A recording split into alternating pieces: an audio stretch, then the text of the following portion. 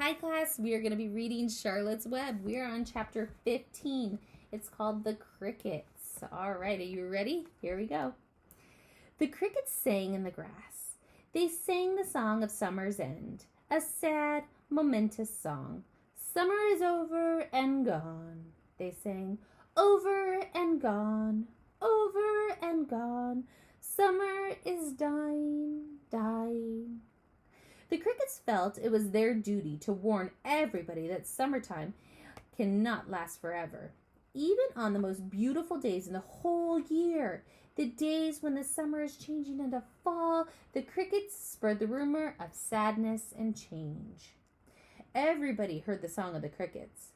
Avery and Fern Arable heard it as they walked down the dusty road. They knew that school would be beginning soon. The young geese heard it and knew that they would never be little gooselings again. Charlotte heard it and knew that she hadn't much time left. Mrs. Zuckerman, at work in the kitchen, heard the crickets, and a sadness came over her too. Another summer gone, she said. Larvae at work, building the crate for Wilbur, heard the song and knew it was time to dig potatoes. Summer is over and gone, repeated the crickets. How many nights till frost, sang the crickets. Goodbye, summer, goodbye, goodbye. The sheep heard the crickets and they felt so uneasy they broke a hole in the pasture fence and wandered up into the field across the road. The gander discovered the hole and led his family through it, and they walked to the orchard and ate the apples that were laying on the ground. A little maple tree in the swamp heard the cricket's song and turned bright red with anxiety. Wilbur was now the center of attraction on the farm. Good food, regular hours were showing the results. Wilbur was a pig any man would be proud of. One day, more than 100 people came to stand in the yard and admire him.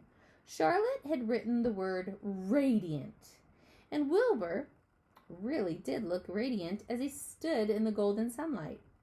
Ever since the spider had befriended him, he had done his best to live up to his reputation. When Charlotte's Web said some pig, Wilbur had tried hard to look like some pig. When Charlotte's Web said terrific, Wilbur had tried really hard to look terrific. And now that the web was radiant, he did everything possible to make himself glow.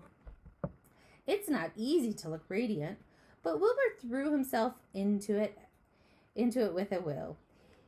He would turn his head slightly and blink with his long lashes.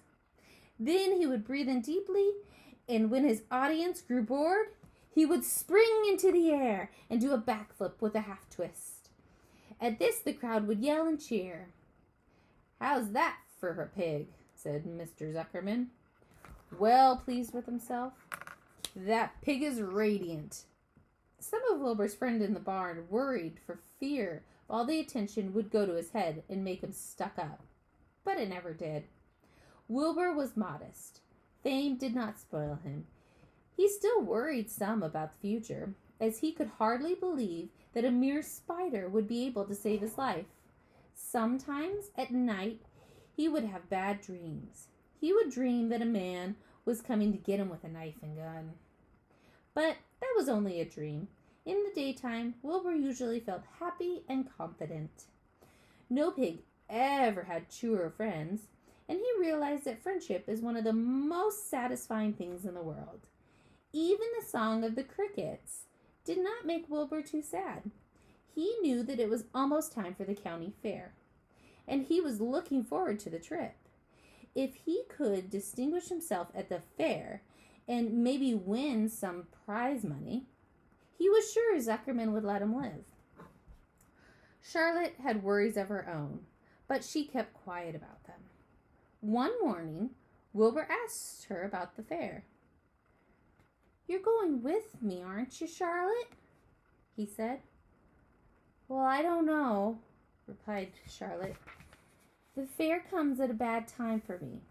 I shall find it inconvenient to leave the home, even for a few days." "Why?" asked Wilbur. Oh, I just don't feel like leaving my web. Too much going on around here. Please come with me, begged Wilbur. I need you, Charlotte. I can't stand going to the fair without you. You've just got to come.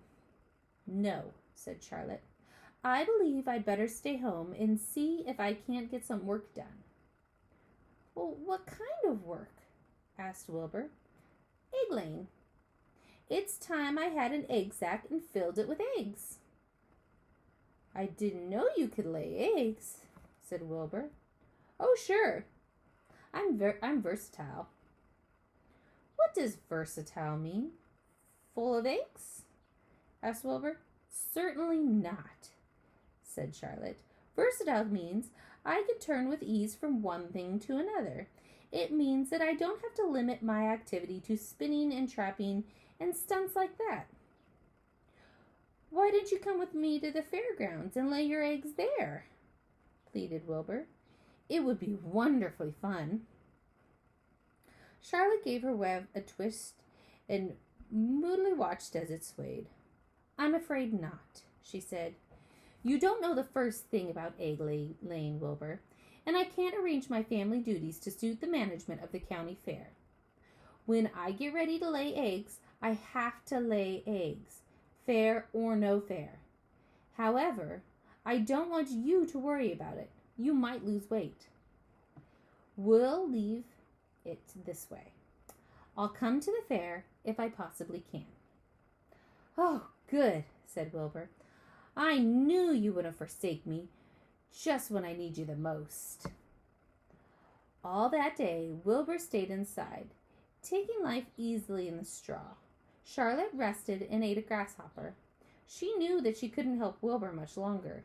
In a few days, she would have to drop everything and build a beautiful little sack that would hold her eggs.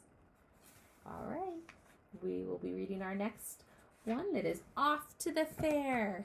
I'll see you guys later. Bye.